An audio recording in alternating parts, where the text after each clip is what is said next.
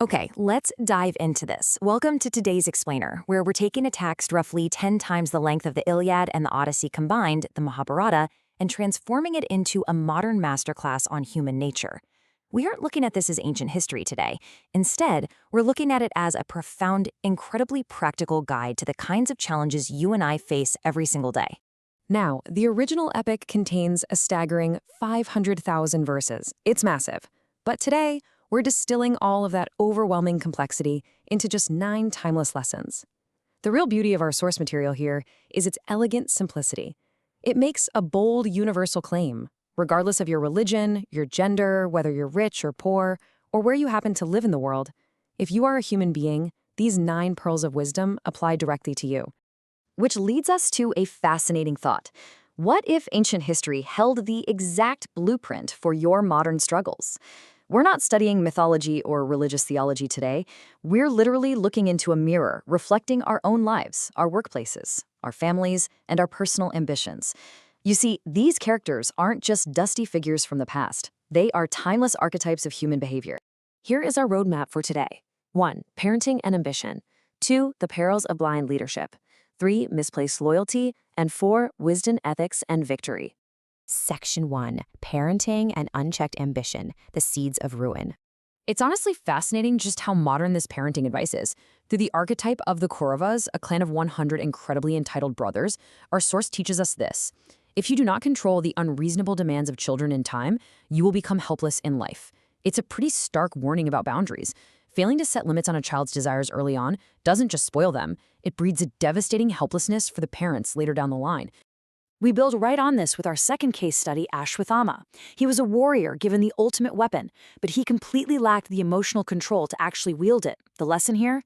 Do not make children so big that they misuse their knowledge and cause destruction. Think about this in today's context. Giving youth immense power, privilege, or even advanced knowledge without grounding them in moral responsibility is a recipe for absolute disaster. We absolutely have to build character alongside capability. Section 2. The perils of blind leadership, power and corruption. So the source material uses the character of Dhritarashtra to symbolize a leader who is blind. But we aren't talking about physical blindness here. We're talking about modern executive failings. The text warns that you should never hand the reins of power to anyone who is blinded by selfishness, wealth, pride, knowledge, attachment, or lust. A leader blinded by these 6 traits will inevitably lead their organization or their society straight to ruin. And here is exactly how that ruin happens, shown through the case study of Duryodhana. The path to total destruction is beautifully systematic. It starts with an accumulation of wealth and power that naturally morphs into unchecked authority, but the real catalyst is step 3, combining that authority with bad company. Once you surround yourself with the wrong people, the final destination is guaranteed total destruction. It's basically a perfect formula outlining the misuse of power.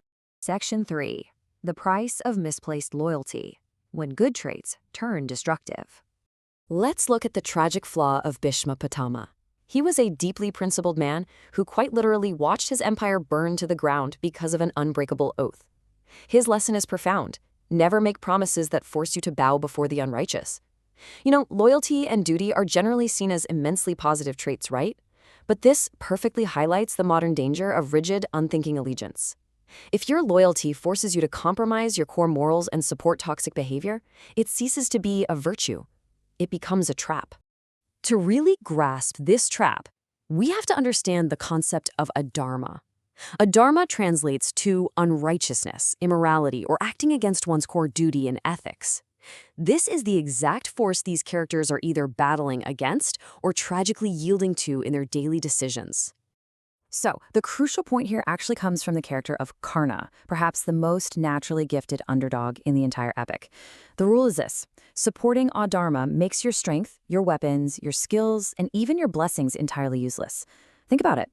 You could be the absolute most talented person in the room. You could have immense resources and natural gifts, but if you align yourself with unethical practices, all of that immense talent ultimately means absolutely nothing. Section 4. Wisdom, ethics, and victory, the path to true success. And this brilliantly illustrates the contrast in how we approach success.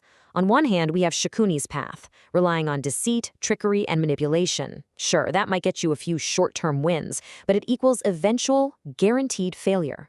Contrast that directly with Arjuna's path. When you combine deep knowledge with genuine understanding and application, the result is guaranteed victory. The pinnacle of this true success comes from the character Yudhishthira. The quote reads, "If you successfully maintain morality, righteousness, and duty, no power in the world can harm you." Just think about how empowering that is. Unshakable integrity isn't just some nice philosophical concept, it is the ultimate armor. Whether you're navigating ancient battlefields or modern corporate boardrooms, your ethics are for sure your strongest shield. Section 5. The ultimate life mantra, contentment and well-being. The text leaves us with this beautiful, universal wish. Sarve bhavantu sukhina, sarve santu niramaya. This translates to, may all be happy, may all be free from illness. It's a completely non-denominational wish for global well-being. After all the intense lessons on ambition, conflict, and leadership we've just gone through, this ancient text ultimately just desires pure peace and health for all of humanity. And it ends with this absolute golden rule. Jo prapt hai, wo paryapt hai. What you have is enough. In a world that is constantly telling us to hustle for more, to buy more, to be more, this right here is the true secret to a grounded life.